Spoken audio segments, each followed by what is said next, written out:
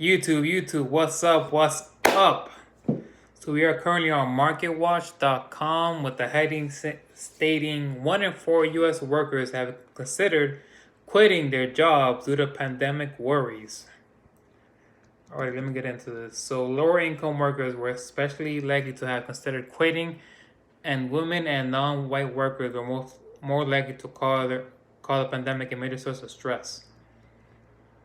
New York AP, the coronavirus pandemic has put millions of Americans out of work, but many of those still working are fearful, distressed, and stretched thin. A quarter of U.S. workers say they have been even considered quitting their jobs as worries related to pandemic weigh on them, according to a new poll by the Associated Press. Norwich Center of Public Affairs research in collaboration with the software company SAP. About 7 in 10 workers started juggling their jobs and other responsibilities as a source of stress. Fears of contracting the virus also was a top concern for those working outside of home. The good news is that employers are responding. The poll finds 57% of workers saying their employer is doing the quote unquote about the right moment in responding to the pandemic. 24% say they are quote unquote going above and beyond. Just 18% say their employer is falling apart. Lower income workers were especially likely to have considered quitting. 39% of workers in households earning less than $30,000 annually versus 20% income households. This is perhaps the most surprising findings, says Roman. The people who can at least afford to lose their jobs are leaving jobs in higher numbers, but it fits with the story that they feel unsafe health wise. While 65% of remote workers say their employers are doing a good job protecting their health, just 50% of those working outside the home say that.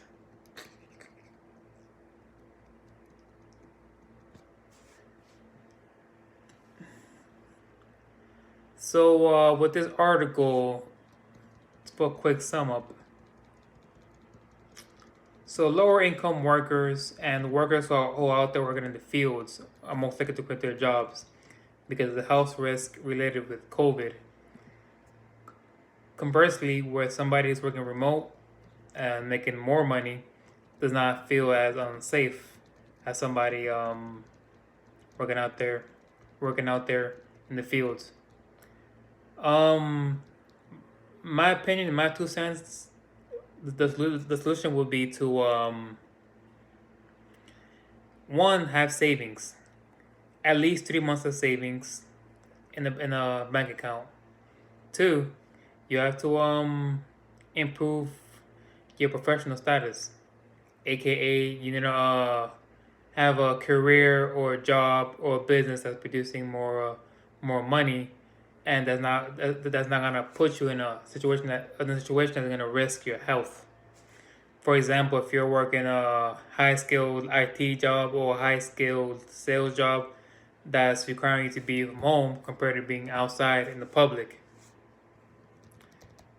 Let me keep on going with this. Keep on going.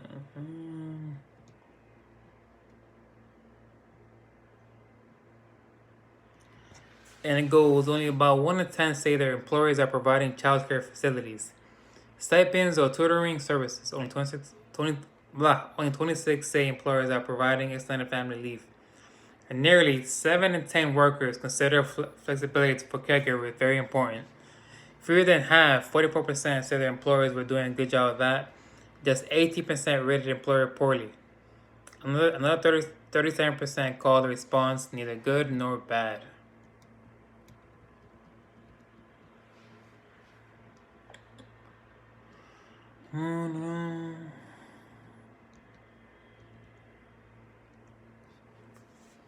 Lastly, it goes, Juan Mercado, truck driver for a company that employs more than 1,000 people, said his employer has offered counseling, protective equipment, expanded sick leave, and paid time off to care for sick relatives.